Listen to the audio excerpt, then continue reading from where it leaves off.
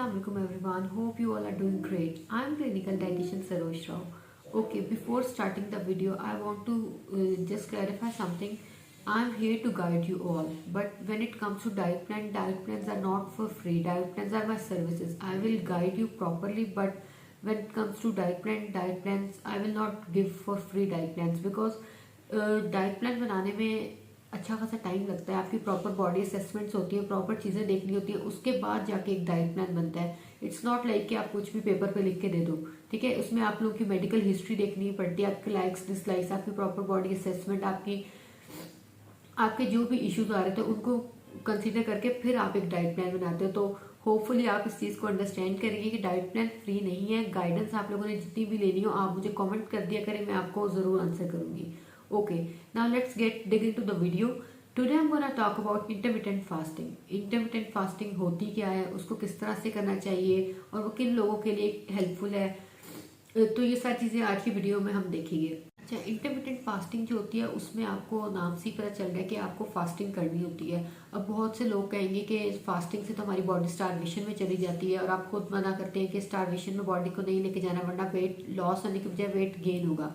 अच्छा, first of all तो intermittent fasting जो है वो वेट लॉस के लिए बहुत ज़्यादा अच्छी है, लेकिन जो डायबिटिक पेशेंट है उनको मैं बिल्कुल सजेस्ट नहीं करूँगी कि वो इंटरमिटेंट फास्टिंग को करें।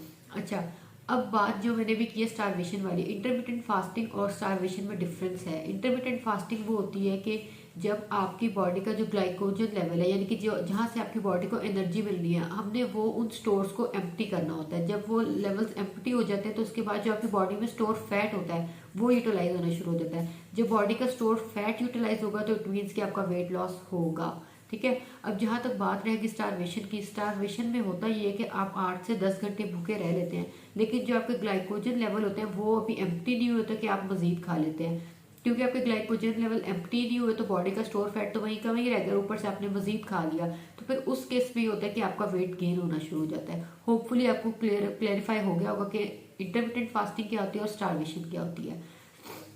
अच्छा, अब देख लेते हैं कि इंटरमिटेंट फास्टिंग को करते किस तरह से। इंटरमिटेंट फास्टिंग को करने के कुछ वेज होते हैं, उसके कुछ डिफरेंट विंडोज होते हैं जिन विंडोज को फॉलो करके आपने खाना होता है।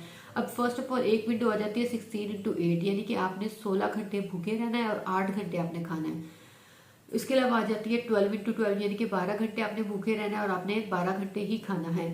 इसके बाद आ जाती है 14x10, यानी कि 14 घंटे आपने भूखे रहना है और 10 घंटे आपने खाना है।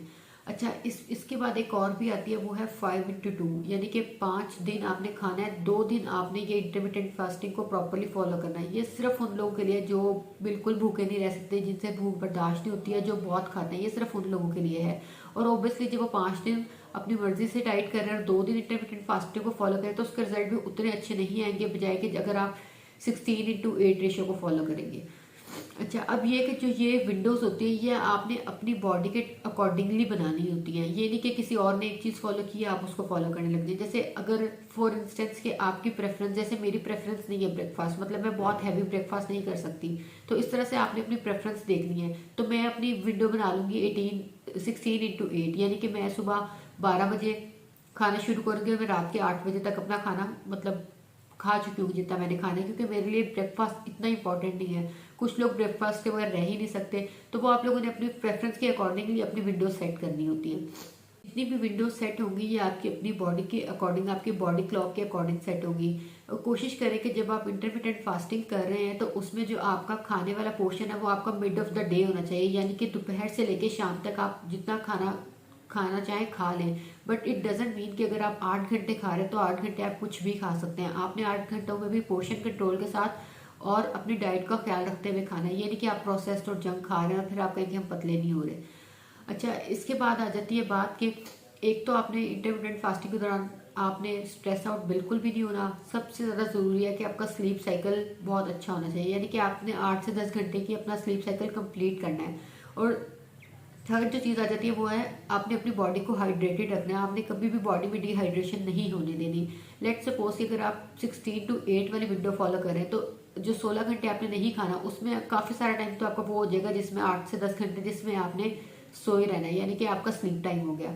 इसके अलावा जो बाकी जो टाइम है उसमें ये नहीं है कि आप खा नहीं सकते, आप उसमें पानी का इस्तेमाल कर सकते हैं, पानी जितना चाहे आप पिए, उसमें आप ग्रीन टी का भी इस्तेमाल कर सकते हैं।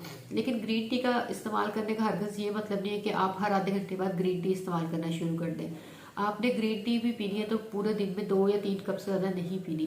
तो फर्स्ट ऑफ ऑल तो एक तो आपने अपनी विंडो अपने अकॉर्डिंग सेट करनी है, किसी की विंडो को फॉलो नहीं करना। सेकंड, आपने स्ट्रेस आउट नहीं होना। थर्ड, आपने अपना स्लीप साइकिल कंप्लीट रखना है। फोर्थ, आपने अपना बॉडी को हाइड्रेटेड रखना है। होपफुली आज की वीडियो आपके लिए हेल्पफुल रही होगी, आपको समझ आ गया होगा कि इंटरमीडिएट फास्टिंग को किस तरह से कर सकते हैं हम। आप अगर आपको कोई भी क्वेश्चन है या आपको कुछ चीज़ समझ नहीं आई तो आप मुझे कमेंट सेक्शन में पूछ सकते हैं। Thank you.